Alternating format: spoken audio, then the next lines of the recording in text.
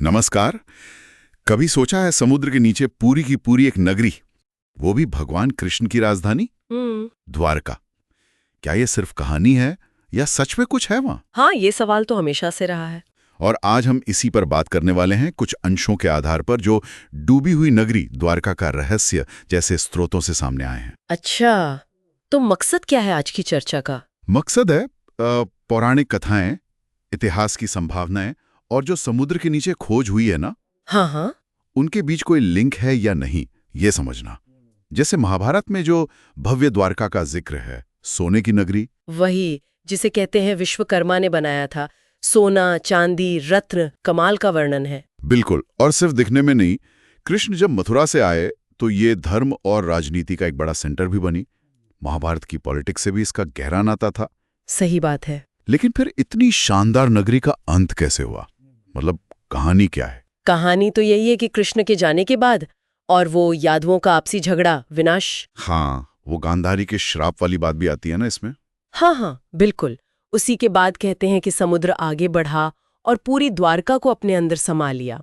एक युग का अंत हो गया जैसे। लेकिन ये तो हुई कहानी। असल में कुछ मिला है क्या? मतलब जमीन पे या पानी के नीचे? यही तो बात दिलचस्प हो जाती है। 80 के दशक से लेकर फिर 2001 के आसपास भी गुजरात तट के पास समुद्र में पुरातत्वविदों को काफी कुछ मिला है। अच्छा, क्या मिला है? कुछ ऐसा जो कहानी से मेल खाता हो? देखो, समुद्र के नीचे ना पत्थर की बनी हुई बड़ी बड़ी संरचनाएं मिली हैं, दीवारें जैसी। कुछ तो काफी लंबी फैली हुई हैं। पत्थर की दीवारें समुद्र के नीचे? हाँ, और सिर्फ दीवारें ही नहीं, पुराने जहाजों के लंगर, कुछ मोहरें, बर्तन, इस तरह की चीजें। और स्रोत बताते हैं कि इनका जो लेआउट है, मतलब जिस तरह से ये बनी है, वो उस जमाने की बंदरगाह वाली नगरियों जैसा लगता है। मतलब ये कोई संयोग नहीं लगता, एक बसी बसाई जगह का हिस्सा। हाँ, इशारा तो उसी तरफ है कि ये कोई व्यवस्थित बसावट रही होगी। ये तो कमाल है। पर क्या इससे ये पक्का हो जाता है कि ये वही कृष्णा वाली द्वारका है? कई लोग तो इसे मिथक ही मानते हैं। देखो, पक्का कहना मुश्किल है। यही तो सारा विवाद है।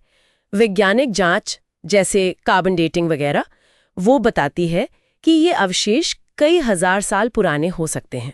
अच्छा, मतलब टाइमिंग महाभारत काल के आसपास की। हाँ, टाइमिंग मैच हो सकती है, लेकिन क्या यही द्वारका है? इस पर अलग अलग मत हैं। कोई हाँ कहता है, कोई नहीं। पर एक बात तो है, इन खोजों ने कहानी और सच्चाई के बीच का फासला थोड़ा कम जरूर किया है। मतलब अब ये सिर्फ कोरी कल्पना नहीं रही, कुछ ठोस चीजें हैं समुद्र के नीचे। बिल्कुल, एक पहेली है जो सामने है, और इसका असर आज भी देखो। जो आज की द्वारका है, वहां द्वारकाधीश मंदिर, कितनी आस्था है लोगों की। हाँ, वो तो है। लाखों लोग जाते हैं हर साल। और जब वो लोग समंदर किनारे खड़े होते होंगे तो शायद सोचते भी होंगे उस डूबी हुई नगरी के बारे में, है ना? हाँ, मन में आता तो होगा कि शायद यहीं कहीं नीचे हो वो नगरी। वही तो ये दिखाता है कि कैसे इतिहास, मिथक और आस्था सब आपस में गुंथे हुए हैं। तो कह सकते हैं कि द्वारका सिर्फ एक शहर नहीं, बल्कि इतिहास, आस्था और रहस्य के बीच का एक पुल है। सही कहा। एक ऐसी पहेली जो सदियों से हमें सोचने पर मजबूर करती है अपने अतीत के बारे में। और ये हमें याद दिलाता है कि इतिहास की परतें कितनी गहरी हो सकती हैं। हाँ, और कैसे कहानियां सच बन जाती हैं या सच कहानियों में ढल जाता है, पता ही नहीं चलता। तो आखिर में सवाल यही रह जाता है, क्या समुद्र वाकई अपने सारे राज उगल देगा? क्या कभी हम उस असली प्राचीन द्वारका को पूरी तरह जान पाएंगे? या कुछ रहस्य हमेशा हमेशा के लिए समंदर की गहराइयों में ही दफन रहेंगे? सोचने वाली बात।